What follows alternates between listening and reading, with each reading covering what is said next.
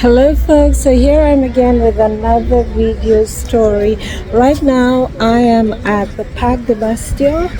I will flip the camera over and then you will see the famous monuments of the four great reformers.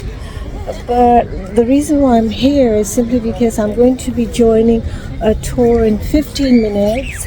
It's a guided tour, a guided historical tour, but with on a retro bicycle, because this week this year's theme of the Museum of the History of the Sciences, the theme is on cycles and movements, and so the bicycle is an important part of the whole theme. And so today there's going to be a guided tour with a group guided tour, and all of them are supposed to dress retro, so that explains my beret, and then also to be on a retro bicycle, an old bicycle. I don't know how old my bicycle is, but I'm going to flip the camera so that you see the bicycle. So I'm flipping the camera now. So this is my retro bicycle.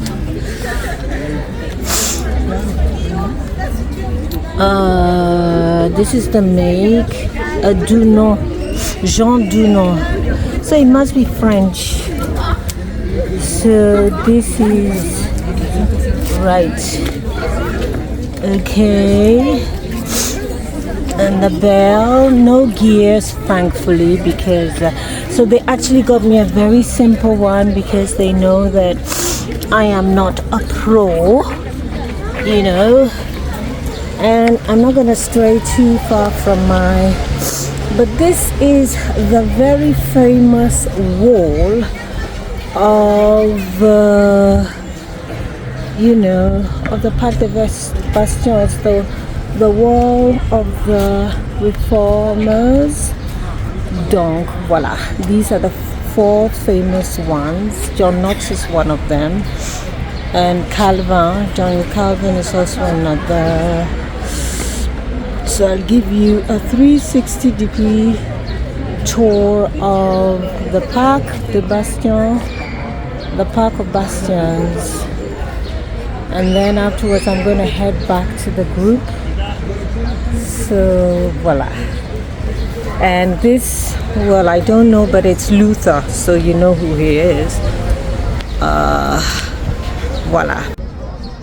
So voila. So that was a 360 of the Parc de Bastia. I'm going to do another 360. So Luther and the wall of reformers. That is the four famous reformers: John Knox, John Calvin, and I have to learn the others. But voila, so I am going to head back to the group and join them for the 2-hour trip. I hope I can make it, but I should.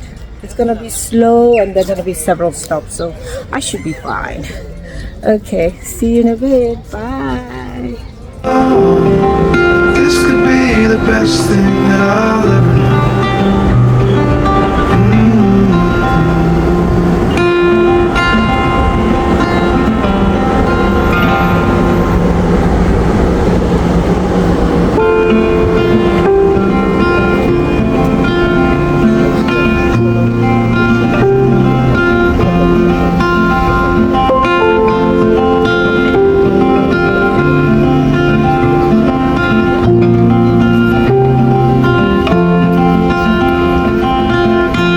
Rainy days don't seem so wet.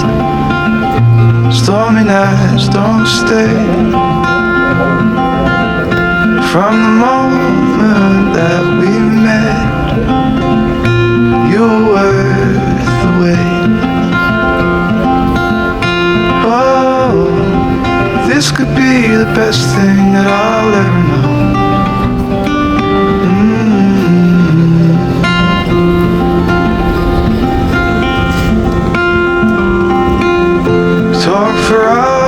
that never slept. Two silhouettes on the concrete steps. We watched the sun as it slowly crept from the horizon to the place we met. Oh, this could be the best thing that I'll ever know.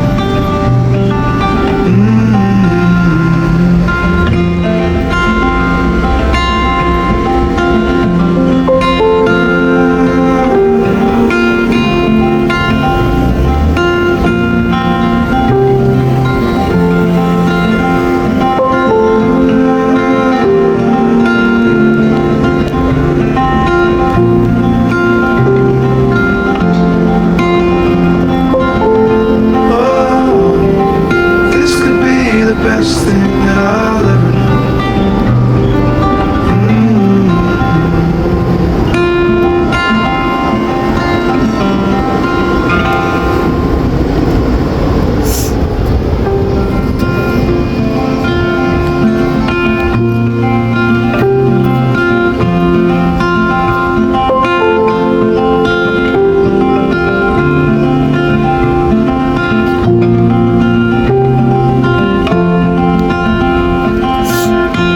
Rainy days don't seem so wet. Stormy nights don't stay. From the moment that we met, you were worth the wait. Oh, this could be the best thing that I'll ever know.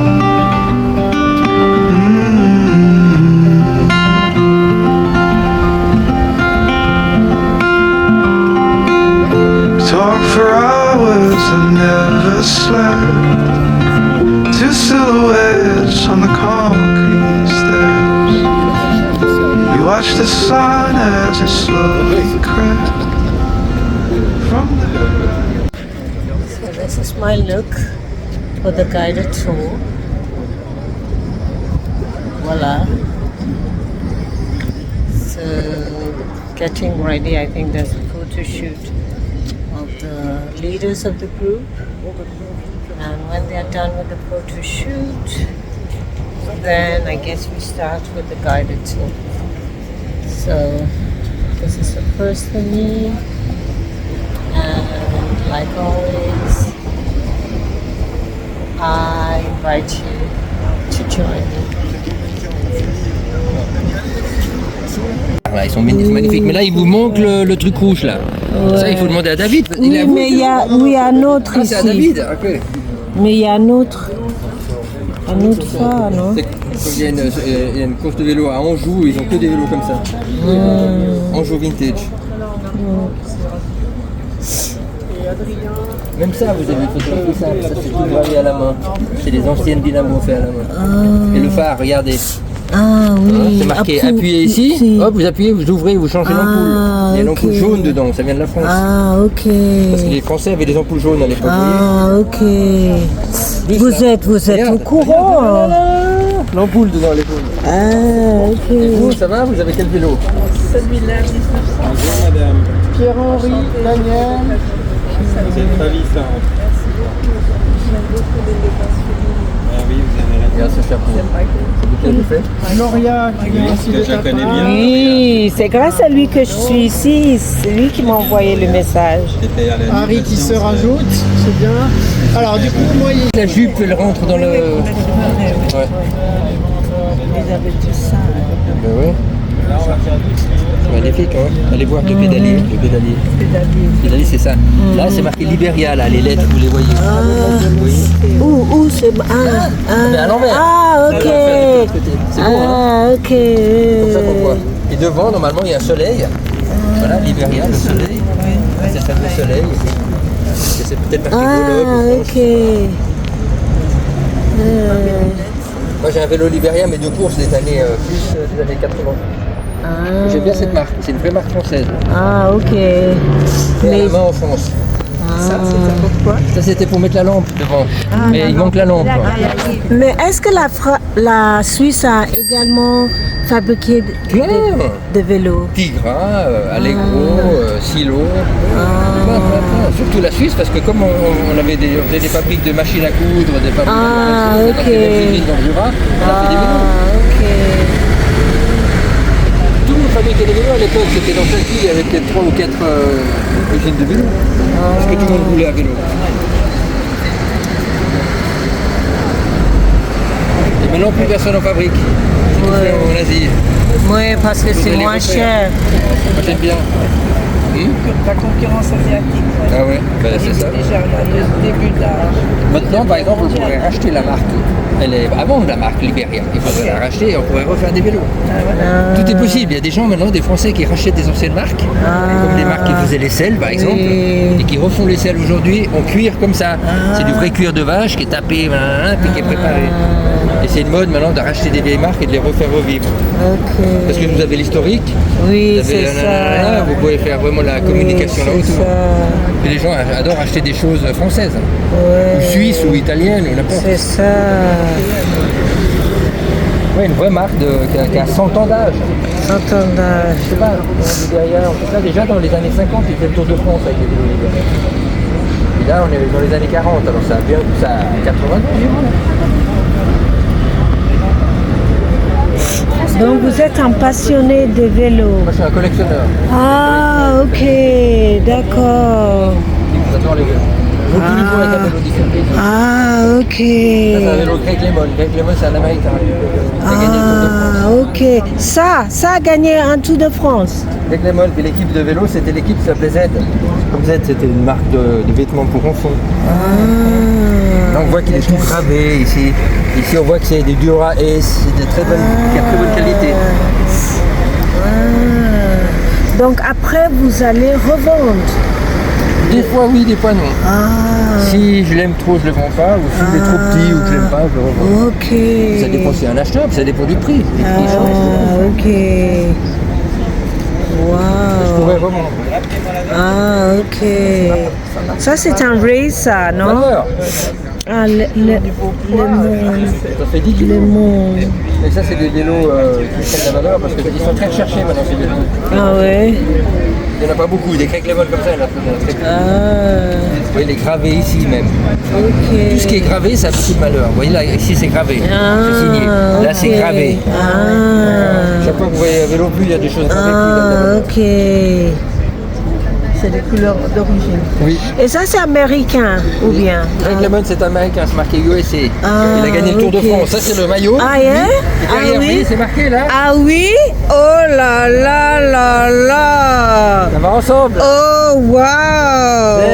Ça, c'est de la classe, hein? C'est pour ça que je suis venu. Hey! Même les chaussures, regardez. C'est les chaussures de l'époque. Ah oui? Oh wow! Oh mon Dieu! Hein? Ça, on doit être fin 80. Pas exactement. Début 90. Ils en ont bien. Je ne peux pas le dire ici parce qu'il D'accord, tout le monde est là. Et puis vous nous suivez derrière. Alors venez. Parce que... Alors bienvenue à cette balade historique dans le cadre de Vélo Équilibre en Mouvement. Cette magnifique exposition qui a commencé le 6 juin et qui se terminera le 13 octobre prochain. Ouverte tous les jours sauf le lundi de 10h à 18h. Donc ça nous fait très plaisir de vous accueillir. Cette balade est donc organisée par les deux partenaires Musée d'art et d'histoire et Muséum de Genève.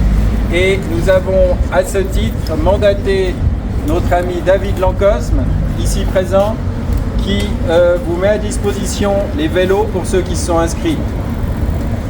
Nous allons donc faire un parcours d'environ 12 km qui va nous amener aux alentours de 15 h au Musée d'Histoire des Sciences dans le cadre de la Nuit de la Science. Et donc ça va être également quelque chose d'extraordinaire, notre arrivée au bord du lac, à la perle du lac. Et puis avant cela, donc quelques recommandations. Nous sommes 17, donc on est un grand groupe. Ce sera David qui sera en tête. Moi, je serai au milieu ou derrière avec Stéphane également. En queue de peloton, ouais. En queue de peloton. Le but, c'est de rester groupé, de ne pas prendre de distance. On ne va pas aller vite, mais restez bien groupés. Ne prenez pas 15 ou 20 mètres de distance parce que le groupe devient trop important. Quand il y a un feu rouge, il est important de s'arrêter à l'orange déjà. N'essayez pas d'être téméraire et la tête de peloton s'arrêtera. On est toujours en contact, on s'arrête, quoi qu'il arrive. Quand il y a des sas, particularité genevoise, les sas au feu rouge, souvent les personnes ne savent pas. Il faut qu'on se groupe au maximum pour remplir le sas devant, de manière à ce que le feu devienne orange avant d'être vert, on puisse se dégager et tout se passer en même temps. Autre recommandation, quand nous circulons à côté de voitures qui sont stationnées le long du trottoir, gardez toujours les 70 cm de distance de sécurité en cas d'ouverture de porte inopinée. C'est extrêmement important. Et puis s'il y a quoi que ce soit, bien exprimez-vous, levez la main et puis on traitera le problème. Et juste une dernière chose, je me présente, je m'appelle Nicolas Righetti, photographe, et je suis mandaté par la ville de Genève pour faire une image pour le magazine que vous connaissez tous, Vive à Genève. Alors, je vais essayer de faire une image, mais juste avant, je voulais être sûr que tout le monde soit d'accord, qu'il n'y ait pas de problème. Il y a des gens qui n'ont pas envie d'être dans l'image ou pas, mais c'est plus une photo large d'ambiance. Pour tout le monde, ça vous va? Oui. Merci beaucoup. Alors il est clair que le fait de ne pas avoir des bords relevés crée une difficulté lors des virages parce qu'avec la vitesse, eh bien, vous étiez indubitablement déporté vers l'extérieur et c'est après que les bords relevés ont été installés. Et pourquoi je vous montre cette femme qui s'appelle Amélie Le Gall, qui est une femme tout à fait exceptionnelle. Cette photo elle date de 1869. Vous voyez son vélo avec sa chaîne absolument extraordinaire. Bénédicte, la chaîne, on l'appelle comment? Une chaîne inversée? C'est une chaîne inversée. Explique à monsieur.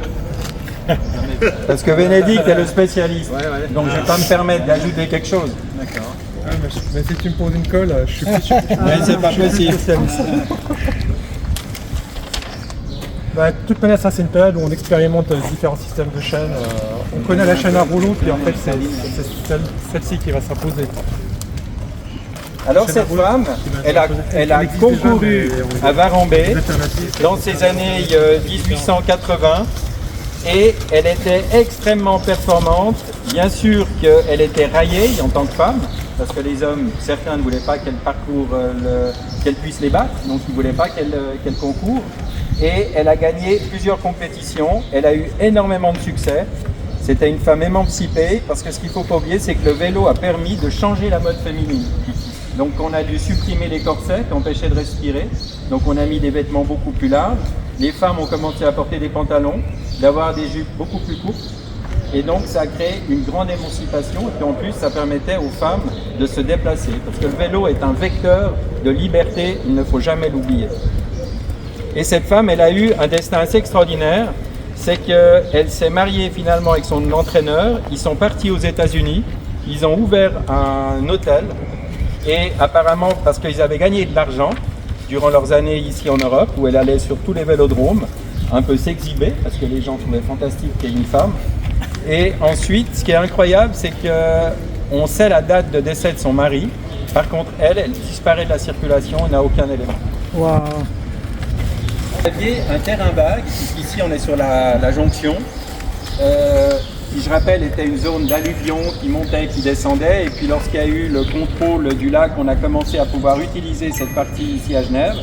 Et donc il y a un monsieur Henri Henneberg et son fils qui construisent dans les années 1880 à 1890 sur cet emplacement qui était en jachère, un fantastique vélodrome, avant de faire des projets d'urbanisme. Ce monsieur Henneberg était un affairiste dans l'immobilier et il avait l'intention de pouvoir urbaniser toute cette partie. Donc là, on voit les falaises de Saint-Jean, si vous connaissez. Et vous voyez cette piste absolument extraordinaire qui était vraiment une grande piste avec les bords relevés. Et donc, on se situe, si vous voulez, nous sommes quelque part par là, quand on voit maintenant. Mais c'était une piste en béton. Tu penses que c'était en quelle matière? Moi je pense, honnêtement je sais pas, mais j'imagine qu'il peut y avoir un enrobé un peu dur. Ouais. Par-dessus peut-être le macadam. D'accord. Bah non, je suis un peu... Ouais, je sais pas. Ça évolue. Et voyez, comme toujours à l'époque, on aime le clinquant, on n'est pas loin donc des années de l'exposition nationale de 1896, qui s'est passée en grande partie ici, rue du village suisse, il y a plusieurs noms ici. La plaine, le Prince-Palais. Et la plaine, oui, mais les noms de rues même gardent encore le souvenir. La rue du diorama, où il y avait un diorama. Encore une autre vue qui est vraiment intéressante. Là, on donne, comme depuis les arrêts de la jonction ici actuellement, et ici vous avez le bois de la bâtie. Ici vous avez le Salève, on le voit. On donne donc dans de l'autre direction. C'est des fois un petit peu difficile de savoir où on en est. Ici vous avez un autre départ de course. Vous voyez un peu le monde que ça drainait avec une magnifique tribune. Et puis ensuite, ce stade est donc démoli pour faire le projet immobilier. Et on ouvre un vélodrome aussi extraordinaire à Plan-les-Ouates, qui était une piste incroyable, qui a eu ses heures de gloire avec des championnats de Suisse, avec des grands champions qui ont couru sur cette piste. Et puis, il n'a pas été entretenu. À la fin, on a fait des courses de sidecar même. Et puis, finalement, ce magnifique vélodrome a été démoli. On voit toujours la ferveur populaire. Et ensuite, on a construit un vélodrome qui était démontable et qui était chaque année monté par les services de la voirie dans l'ancien palais des expositions, juste avant le salon de l'automobile. Et c'était une piste qui avait la caractéristique de faire 166,6 mètres périodiques, c'est-à-dire que quand vous faites 6 tours, vous faites 1 km. C'est une toute petite piste, 166 mètres. Et puis quand le palais des expositions a été démoli, eh bien on a démonté une nouvelle fois ce dispositif, et c'est là qu'on a construit la Queue d'Arve, le centre sportif de la Queue d'Arve, et c'est là qu'il a été remonté. Vous voyez ici une photographie à l'intérieur du palais des expositions avec des courses sur piste, avec toujours un monde incroyable. Vous parlez de palais d'exposition où il y a l'ancien palais des expositions, madame. l'université. Absolument, oui. On appelait ça le palais des expos, où il y avait la maison genevoise, le salon des arts ménagers, le salon de l'auto, etc. Et donc il était chaque année démonté, remonté. Et il a été finalement démonté il y a 3 ans. Et il était entièrement refait, donc il y a une nouvelle piste maintenant au vélodrome, ici à la Queue d'Arve. Alors, toi tu as un vélo à la Queue d'Arve? Oui, moi je roule là-bas. Ouais, moi aussi, j'ai aussi mon vélo. Je n'y vais pas souvent, mais enfin j'ai mon vélo. Ce qui est dommage aujourd'hui, c'est qu'il y a encore 10 ans, il y avait 600 membres qui laissaient leur vélo ou qui étaient inscrits pour pouvoir tourner sur la piste. Et puis aujourd'hui, on est plus de 250. Pourquoi? Il y a toute une série de facteurs. C'est que d'une part, les hivers sont quand même un peu moins rigoureux, donc vous pouvez sortir. L'équipement aussi permet quasiment de sortir toute l'année. Tu es d'accord? On a des équipements thermiques qui permettent de faire du vélo. Il y a le gravel, le VTT. Et puis, il y a aussi le fait que les jeunes utilisent de plus en plus des dispositifs chez eux où ils mettent un grand écran et puis ils simulent des courses complètes où vous êtes sur un dispositif ou quand il y a une pente. From the horizon to the place we met. Oh, this could be the best thing that I'll ever know. Oh,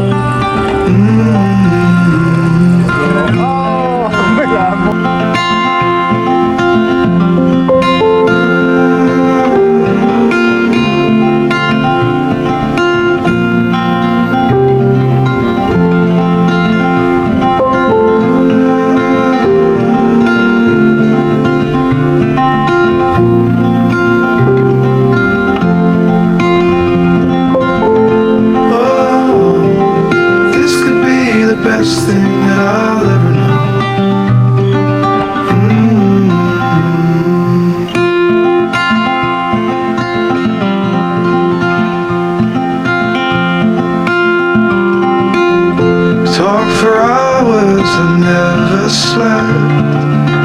Two silhouettes on the concrete steps.